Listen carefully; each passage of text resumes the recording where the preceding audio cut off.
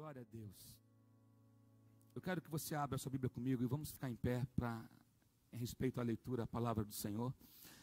Em Mateus, no capítulo 5, no verso,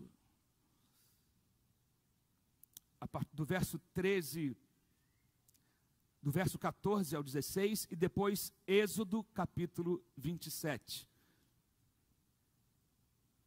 Primeiro Evangelho de Mateus, no capítulo de número 5, do verso 14 ao 16.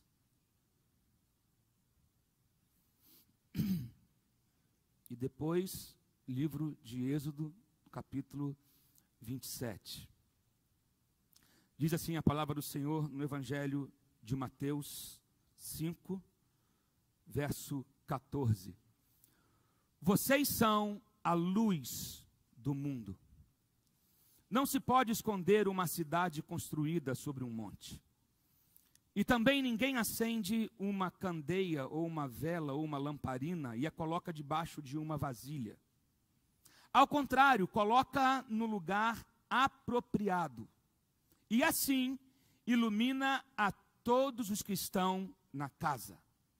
Verso 16. Assim brilhe a luz de vocês diante dos homens, para que vejam as suas boas obras e glorifiquem ao Pai de vocês que está nos céus. Amém? Êxodo capítulo 27.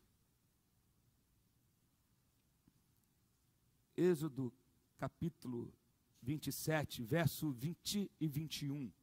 Versos 20 e 21.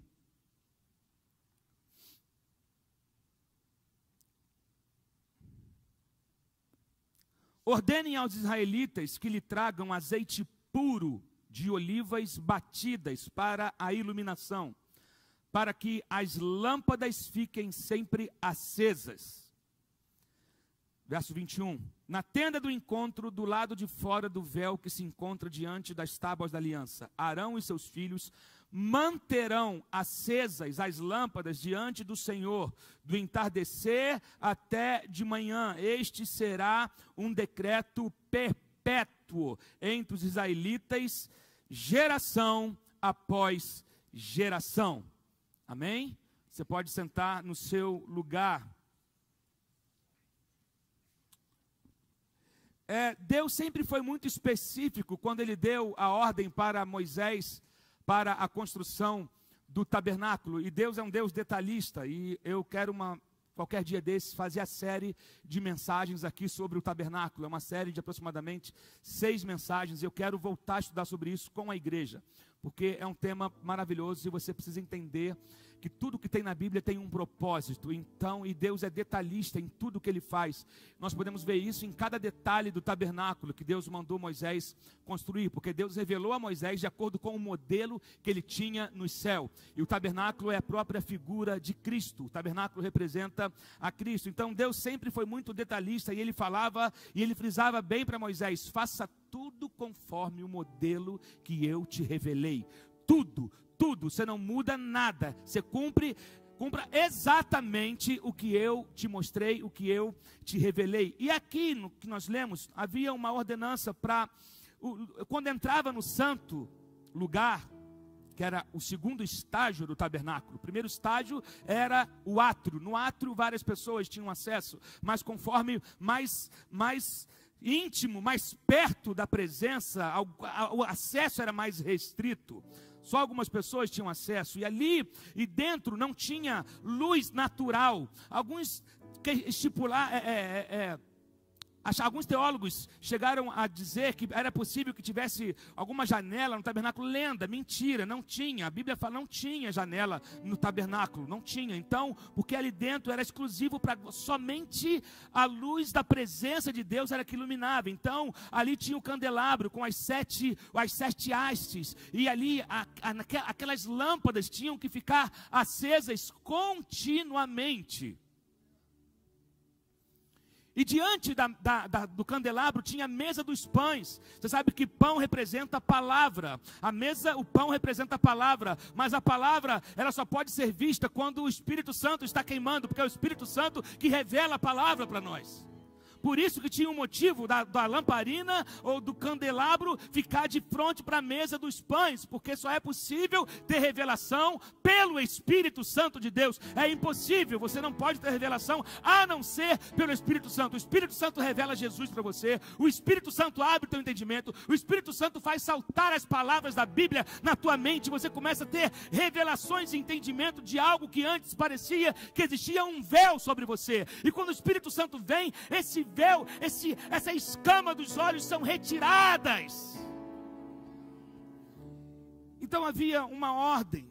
Depois no capítulo 30, 7 e 8 vai falar sobre isso, sobre a questão de Arão queimando incenso todas as manhãs, e quando viesse, e outra coisa, todo dia de manhã, o sacerdote tinha que vir diante do candelabro e aparar as arestas, porque o pavio queimava, então ele tinha que cortar a parte queimada sem deixar o fogo apagar, puxar, sabe, para que tivesse um novo pavio. Ele tinha que fazer a manutenção para que o fogo não se apagasse, para que a lâmpada não se apagasse.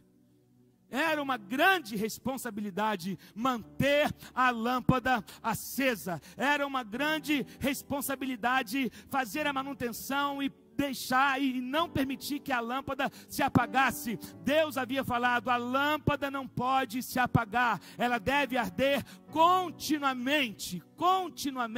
Depois em Levítico capítulo 6 vai falar sobre isso também, que tinha que todas as manhãs o sacerdote trocava a roupa, entrava, tirava a cinza, mantinha, o fogo não podia cessar. E eu quero pregar um pouco nessa noite sobre as responsabilidades que o crente tem de manter a chama acesa. Posso ouvir um amém aqui? Você tem uma responsabilidade muito grande. Todos nós aqui temos uma responsabilidade muito grande. É manter a chama acesa. É conservar a chama acesa. Você precisa fazer uma manutenção na tua vida diariamente. Repita comigo, diariamente. Repita de novo, diariamente. Terceira vez, diariamente. Não é de vez em quando, não é no culto de domingo, não é no culto de terça-feira, não é no forte de oração. A chama deve ser verificada e conservada diariamente. As áreas queimadas precisam ser cortadas da minha vida diariamente. Porque sabe quando você... Gente, eu vou falar de algo que eu vou me comprometer aqui agora. Quando você se acostuma com lâmpadas queimadas. Lá no quarto tem um monte de lâmpada, que tem umas que estão funcionando pela metade. E toda vez que eu olho para a filha, eu falo: eu tenho que consertar isso aqui. Eu tenho que trocar essa lâmpada. Aí a Fernanda fala: vem cá, quando é que você vai? Olha que vergonha, está me entregando aqui. O problema é que a gente se acostuma com a luz pela metade.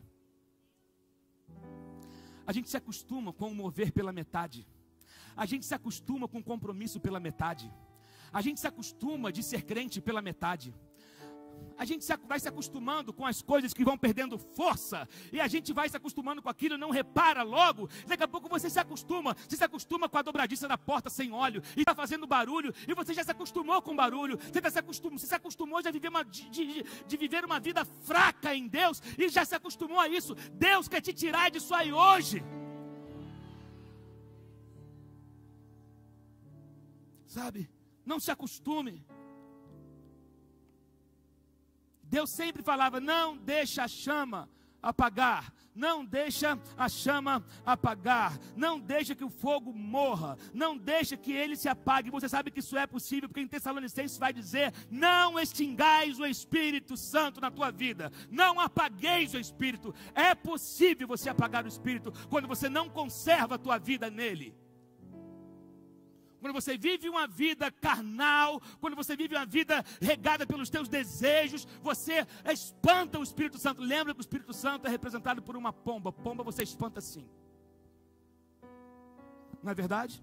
Já viu quando a pombinha pousa e você às vezes, vai querer dar alguma coisa, qualquer movimento brusco, ela se espanta, ela some. Isso que Deus também queria dizer, que o Espírito Santo ele é sensível, ele é delicado. Ele quer habitar em você e Ele quer ter o centro, mas você pode fazer com que Ele vá embora.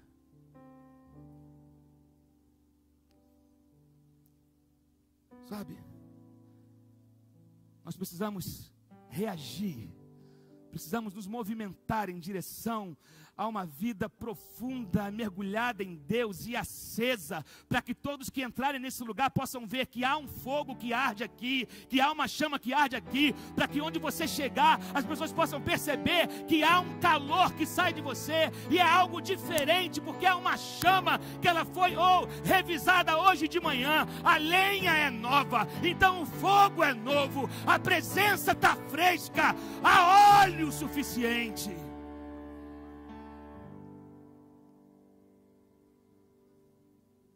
Assim, esse era o papel. Lembra que nós hoje, todos nós somos sacerdotes. Em Cristo, nós somos feitos o quê? Reis e sacerdotes. Rei representa poder para governar, mas sacerdote representa a pureza para andar na presença. Oh meu Deus.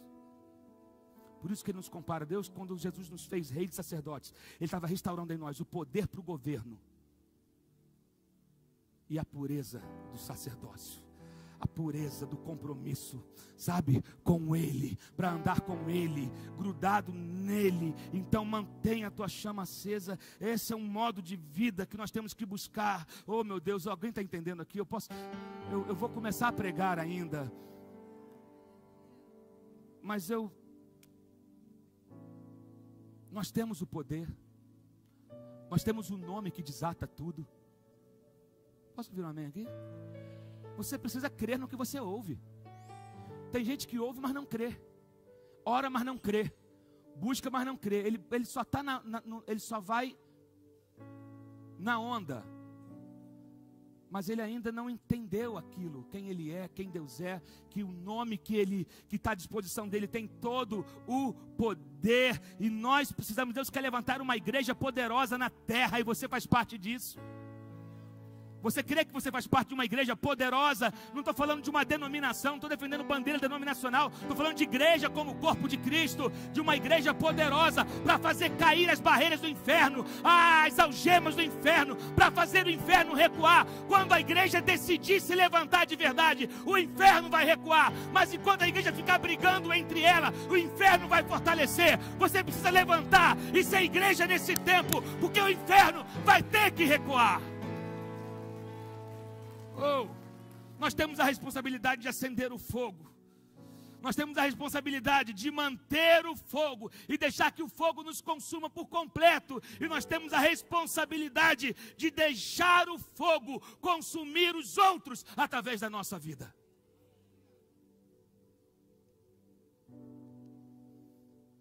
Deixa o fogo arder. Deixa o fogo queimar. E querido, fogo é... mas o pastor não está entendendo. Vou andar incendiado por aí. Meu irmão. Mas é porque quando você vive uma vida, quando você busca viver uma vida de acordo com a vontade do Pai, com os princípios dele, a tua vida começa a ter novos resultados.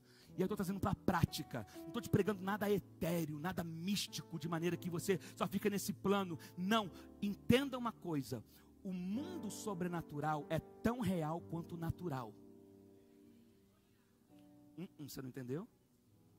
Então, quando eu ando em comunhão com Deus, eu consigo trazer o sobrenatural para o natural. Isso vai refletir nas minhas atitudes. Você vai ensinar de maneira diferente, você vai escrever um memorando de maneira diferente, você vai administrar uma empresa de maneira diferente, você vai ser um professor diferente, você vai ser uma médica diferente, você vai ser uma nutricionista diferente, você vai ser um técnico de som diferente, você vai ser um policial diferente, porque eu estou em comunhão com o Pai. Então isso reflete nas minhas atitudes, porque também tem muita gente que só fica no sobrenatural o tempo todo, no Shaganoa, no mistério, e a vida dele não dá fruto daquilo.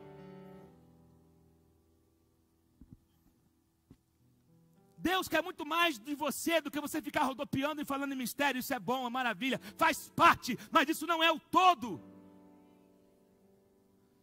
que tem gente também que é bom de mistério, mas é péssimo como ser humano. É péssimo como pessoa. É um péssimo patrão, é um péssimo amigo, é um péssimo funcionário. O patrão quer ver todo mundo, menos o crente da empresa. Mas no culto ele está lá, charamandai, eita! Mas no dia seguinte, ele é o pior no trabalho. Eu estou falando de algo real na nossa vida. E que esse mundo espiritual que a gente diz, que a gente acredita, ele precisa refletir nas nossas atitudes, senão para a brincadeira. Senão para a brincadeira, meu Deus do céu. Então isso é responsabilidade nossa. Sabe, responsabilidade nossa de manter essa chama acesa. Era o sacerdote, querido, quem acende a chama é Deus, mas quem mantém acesa sou eu. Quem acende é ele, mas quem mantém a chama sou eu. Como é que eu mantenho a chama? Orando, lendo a palavra, me enchendo. Não vos embriagueis com vinho onde há contenda, mas enchei-vos do Espírito, falando entre vós com salmos e cânticos espirituais. É assim que eu mantenho a chama acesa. O sacerdote todo dia de manhã ele tinha que trazer um óleo novo. Veja bem, o óleo de ontem está velho. Tu frita peixe com óleo velho? Não é ruim? Você usa óleo velho para fritar alguma coisa? É ruim, fica tudo, já passou, já era. Então, por isso que o óleo tinha que ser novo, a prensa era nova, tudo era novo. A lenha do altar era uma lenha nova, porque a lenha passada já virou cinza.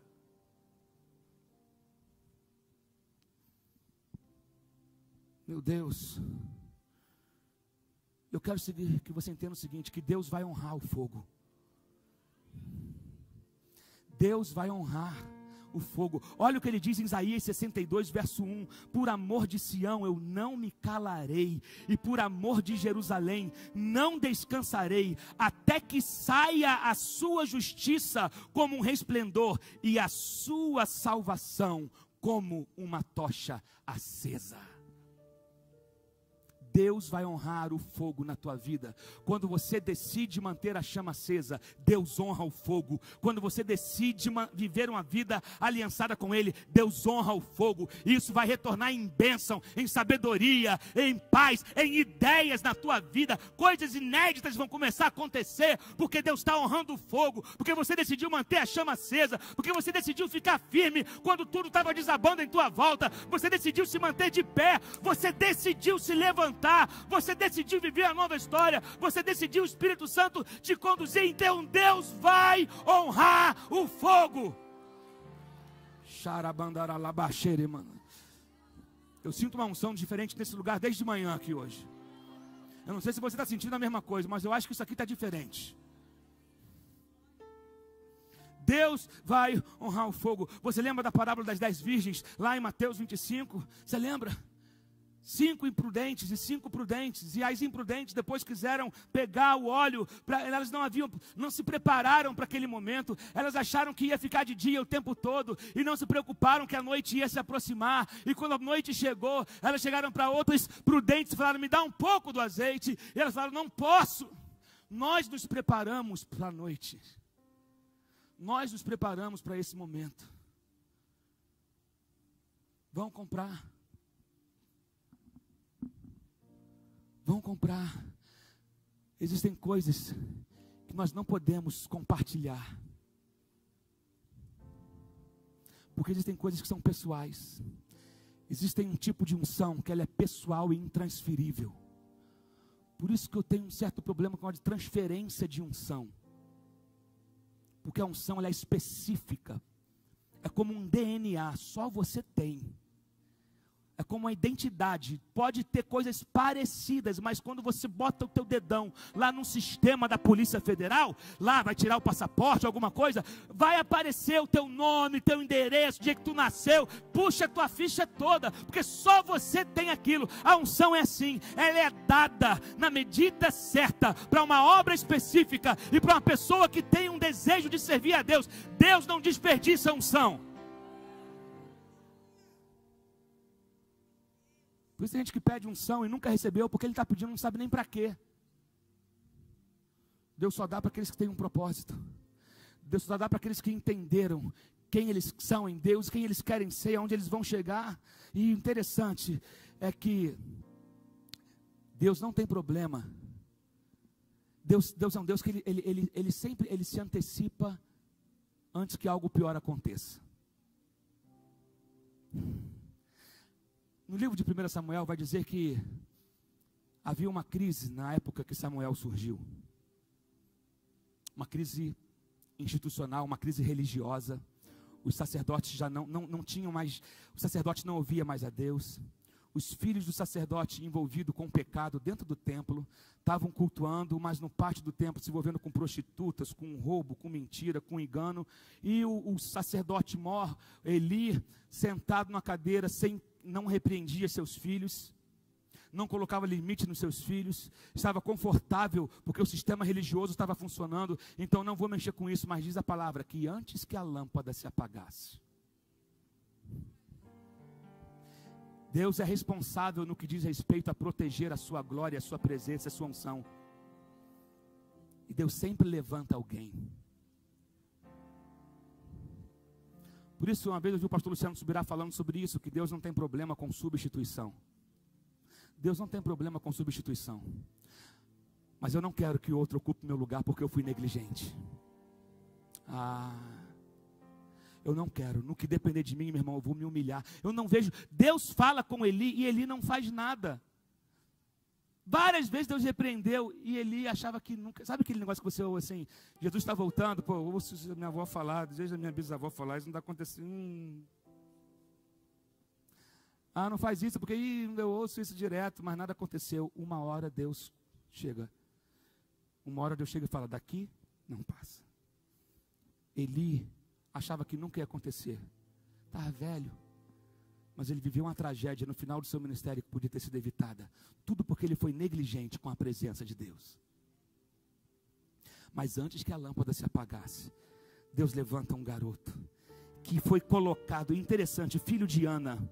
Ana, uma mulher que lutou para ter filho, uma mulher que, puxa vida, ela era ridicularizada por Penina, que era concubina do seu marido, e Penina tinha um monte de filho, Ana não tinha nenhum filho, e na hora de ir para a igreja era a maior luta, porque ela ia ouvindo a outra chamando ela de inútil, ela ia para a adoração, ouvindo que ela era inútil, que ela não servia para nada, o marido tentava encher ela de mimo, mas ele não tinha poder para dar vida, ele não tinha poder, tinha o ventre fechado, até que Deus ouviu o seu clamor, e ela havia se derramado aos pés do Senhor. Ela falou, se tu me deres um filho, eu vou trazer ele de volta, ele vai ser entregue para viver para a tua causa.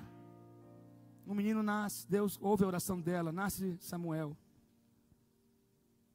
E depois que o menino desmama, o menino cresce um pouquinho, ela vai cumprir o voto dela, mesmo o templo estando todo bagunçado. Deixa eu te falar, se você fez um voto, cumpra o seu voto. Para de dar desculpa porque a igreja está assim ou está assado. Porque com a liderança cuida Deus. E Deus não falha. Deus não brinca. Ana podia chegar e falar, eu não vou colocar o meu menino naquela confusão no meio daquele povo maluco. Mas o compromisso dela era com Deus. E era justamente Samuel a resposta para resolver aquela confusão. Deus vai te fazer gerar situações. Isso é uma palavra profética sobre a tua vida. Deus vai fazer você gerar coisas. Existem coisas que estão sendo geradas, que estão incubadas em você, está aí guardadas, sendo geradas literalmente, que é a resposta de Deus para muitas pessoas e situações. Tem gente que está orando por aquilo que você está gerando.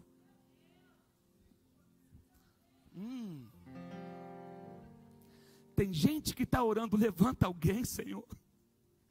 Levanta alguém, essa semana teu telefone pode tocar, porque você vai ser a resposta que Deus está levantando para algumas pessoas. De repente tem gente que fala, Senhor, eu preciso tanto de alguém aqui que me entenda, que compreenda, de alguém que resolva isso aqui. E você está sendo guardado até agora, porque Deus está gerando. Mas antes que a lâmpada se apague, Deus sempre levanta um. Deus sempre começa. Deus não tem problema nenhum com recomeços. Samuel começa, vai dormir e ouve uma voz. Que voz é essa? Alguém está me me chamando. Eli, o Senhor me chama, eu não te chamei. Segunda vez, Eli, o Senhor me chamou, eu não te chamei, Samuel. Terceira vez, o Senhor me chamou, Eli, oh, Samuel, vem aqui. Eu não ouço mais. Mas eu sei o que você está ouvindo. Mas eu não ouço mais. Mas quando você ouvir essa voz que eu não ouço há muito tempo, responde assim: fala, que o teu servo ouve. Uau, uau. Deus está levantando uma geração que ouve. Deus está levantando uma geração com audição apurada, que você vai ouvir coisas que outros não estão conseguindo ouvir, porque estão com seus ouvidos tapados, ou foram cegados pela estrutura religiosa, ou foram dominados por um sistema, e tornaram os seus ministérios grandes empresas, e aí perderam a capacidade de ouvir a Deus. Então Deus está levantando uma geração virgem. Como assim virgem, pastor? Virgem de experiência, virgem cheio de testemunho, virgem. Deus está começando algo novo em você.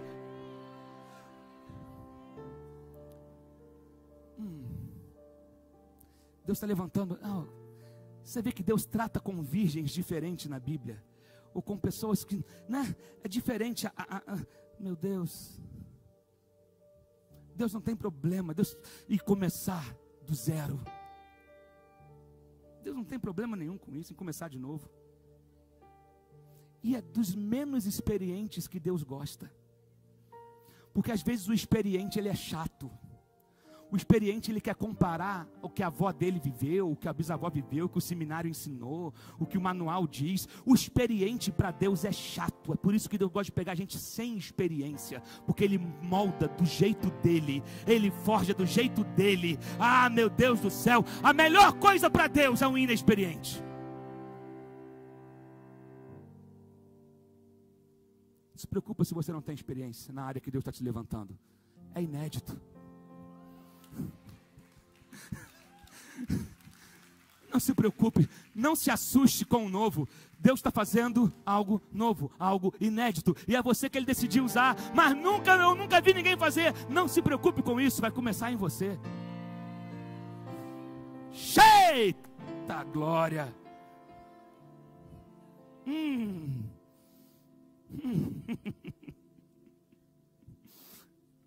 Tem um negócio diferente aqui hoje. Eu não sei o que é isso.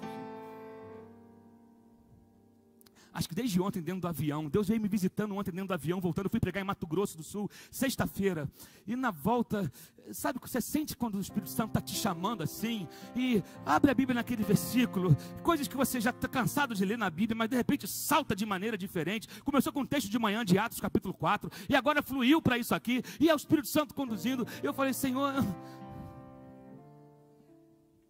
Aí eu li uma história de um furacão que agitou o litoral da Carolina do Sul em 1898. Longe, né? Far, far away. A long times ago. Né? E tinha um homem chamado Adam Fripp, que ele controlava, ele era, olha que título bonito, o inglês, eu acho o inglês um idioma bonito. Né? Às vezes em inglês, numa palavrinha, ele representa um negócio tão grande. Às vezes no português tem que falar uma palavra do tamanho quilométrica para dizer ai. Tipo assim, né? E você sabe que toda Bahia, ou pelo menos nos Estados Unidos isso é muito comum, na Bahia, que em Salvador tem, que é um farol. Sabe o farol? Para servir de sinalização para os navios. Tem um farol, que é aquela torre bonita, normalmente numa ponta assim do mar, né? E aquele farol fica hoje, lógico que hoje existem sistemas mais modernos para essa sinalização, mas lembra que nós estamos falando de 1898, a coisa era bem manual, e o nome dessa pessoa que controlava esse farol era, como é que era o nome mesmo? Eu anotei aqui em algum lugar. Lighthouse Keepers. Na verdade era o guardador da casa da luz, ou o guardador da luz. Esse homem estava começou a vir uma tempestade, e como era a função dele, ele falou: eu tenho que correr para torre, porque eu não posso deixar de faltar querosene na chama, no farol, por causa dos navios. Há uma tempestade, então eu tenho que manter a chama do farol acesa, para que sirva de referência, de guia para aquele farol. E então não posso deixar faltar combustível. Esse homem lutou por dias dentro daquele farol, e subindo com querosene, subindo com combustível, para não faltar a luz, não faltar a chama naquele farol. Só que passaram-se alguns dias e a tempestade não diminuía. A filha dele ficou preocupada e foi até a torre, até o local do farol, e correu até lá, preocupada com seu pai. Quando ela chega, ela encontra o pai caído no chão, muito ofegante, já quase sem força. Ele havia tido um ataque cardíaco. Mas ela pegou o pai e colocou no colo, e conta a história que naqueles poucos minutos de vida que restavam àquele homem, ela entendeu que o pai não ia sobreviver, e ela pôde dizer para o pai o quanto ela o amava, e o quanto ela o respeitava, e o quanto ela se orgulhava do trabalho que ele fez a vida toda. Mas antes de morrer, ele deu para ela algumas instruções. Olha que coisa linda. Ele falou: nunca deixe a luz do farol apagar. Foi a instrução que ele deu para ela. Não importa o que aconteça. Foram as últimas palavras que o pai disse para a filha: nunca deixe a luz apagar. E ela guardou aquilo, e sua filha, ela conseguiu, e a tempestade ainda estava acontecendo, no meio disso tudo. Ela colocou o corpo do pai do lado, e ela desceu para pegar mais combustível e manter a chama do farol acesa, porque tinham navios que precisavam daquela referência. E ela descia os degraus, ela tinha que passar por cima do corpo do pai, para passar com aqueles baldes de combustível, para alimentar aquele farol, e até que a tempestade acalmasse, para ela poder descer com o corpo do seu pai, e dar um enterro digno para o seu pai. E aí, aquela menina morreu 2 anos depois também. Mas ela trazia no coração aquelas instruções que ela recebeu do seu pai. E ela pôde passar aquilo adiante. E existe umas regras na entrada dessa torre, desse farol. Na parede existe um quadro com as regras que o guardador da luz tinha que observar. Isso se aplica para nós. Nesse quadro diz o seguinte: você deve acender as lâmpadas todas as noites ao pôr do sol e mantê-las continuamente acesas. Você deve ter cuidado para que as lâmpadas, refletores e lanternas sejam mantidas limpas e em ordem. E particularmente ter cuidado para que nenhuma lâmpada ou vela fique apagada em qualquer lugar, para não pôr em perigo os navios. Mantenha o maior grau de luz que você puder, com a maior intensidade que você puder. Apare as mechas do pavio, apare. Elas devem ser cortadas a cada 4 horas. Você deve manter o fluxo de óleo sempre alto. Meu Deus. Você deve manter o fluxo de óleo sempre alto. Todos os dias mantenha o fluxo, o nível do óleo. E você deverá prestar relatório de tudo aquilo que você consumiu. De 3 em 3 meses era feita uma reunião, e a pessoa, o guardador da luz, ele tinha que dar relatório para os seus superiores de tudo aquilo que aconteceu naqueles 3 meses, o que gastou de óleo e tal, tudo ele tinha que dar relatório para manter daquilo que foi necessário para manter o farol aceso. Outra coisa, você não deve se ausentar da casa da luz não pode se ausentar de lá. Nenhum momento, sem que primeiro você obtenha um consentimento do seu superior.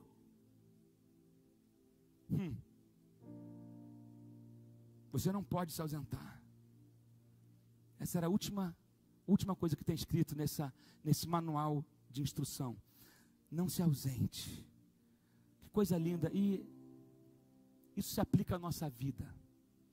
Nós temos que refletir a luz. Por isso que a Bíblia fala, que o primeiro texto que eu li na Bíblia, que nós somos a luz do mundo. E eu tenho que brilhar para a vida do outro. Existem navios que estão perecendo porque tu está apagado. Deus te colocou numa ponta específica e você precisa brilhar para que aquele navio não se perca, porque ele está buscando uma referência e não está achando. O caminho só pode ser encontrado se a luz estiver brilhando. Só assim. Meu Deus. Eu quero orar com você nessa hora. Eu tenho que parar aqui.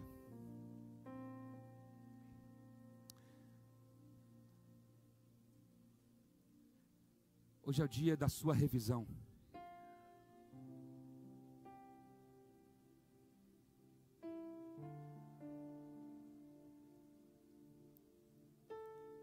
A festa no céu quando um pecador se arrepende. A festa no céu quando a nossa vida reflete a glória de Deus. Eu quero que você entenda, vai gerar resultado. Você não tem noção de quando você está brilhando. A gente não tem como controlar, a gente não sabe a distância que a luz está chegando. Mas tem alguém que está enxergando.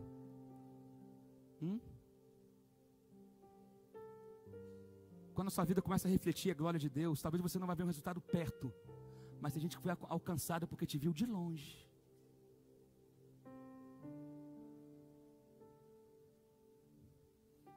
Deixa eu tocar uma música aí, Vitão. Fica em pé no seu lugar.